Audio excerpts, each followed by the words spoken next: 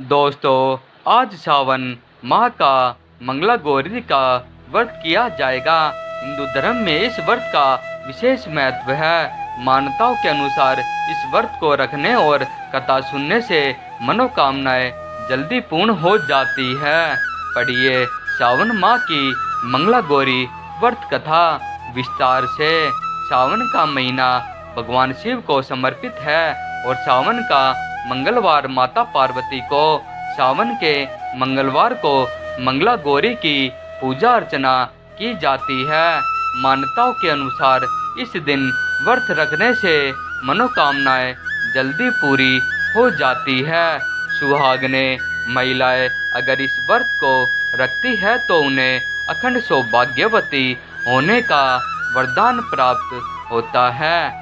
सावन में मंगलवार को सुहागिन महिलाएं पूरे दिन व्रत रखकर शाम को मंगला गौरी की विधि विधान से पूजा अर्चना करती है और व्रत कथा पढ़ती है। मंगला गौरी व्रत कथा एक समय की बात है। एक शहर में धर्मपाल नाम का एक व्यापारी रहता था। उसकी पत्नी काफी खूबसूरत थी और उसके पास काफी संपत्ति थी, लेकिन उनके कोई संतान नहीं होने के कारण वह काफी दुखी रहा करते थे। ईश्वर की कृपा से उनको एक पुत्र की प्राप्ति हुई, लेकिन वह अल्प आयु था। उसे यह श्राप मिला था कि 16 वर्ष की उम्र में सांप के काटने से उसकी मौत हो जाएगी। संयोग से उसकी शादी 16 वर्ष से पहले एक युवती से हुई जिसकी माता मंगला गौरी व्रत किया करती थी। परिणाम स्वरूप उसने अपनी पुत्री के लिए एक ऐसे सुखी जीवन का आशीर्वाद प्राप्त किया था जिसके कारण वह कभी विधवा नहीं हो सकती थी।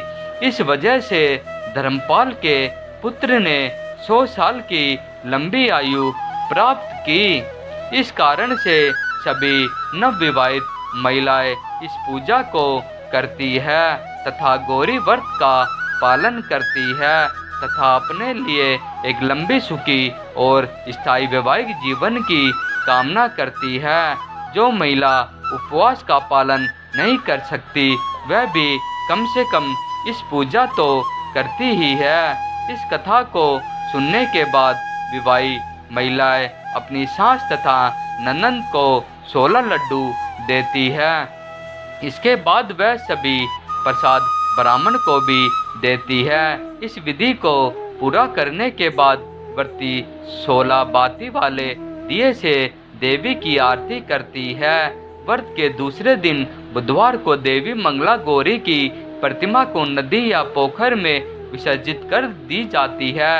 अंत में मां गौरी के सामने हाथ जोड़कर अपने समस्त अपराधों के लिए एवं पूजा में हुई भूल चूक के लिए क्षमा मांगे।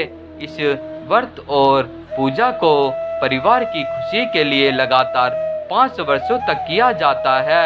अतः शास्त्रों के अनुसार यह मंगला गौरी व्रत नियम अनुसार करने से प्रत्येक मनुष्य के वैवाहिक सुख में बढ़ोतरी होकर पुत्र पौत्रादि भी अपना जीवन सुख पूर्वक गुजारते हैं।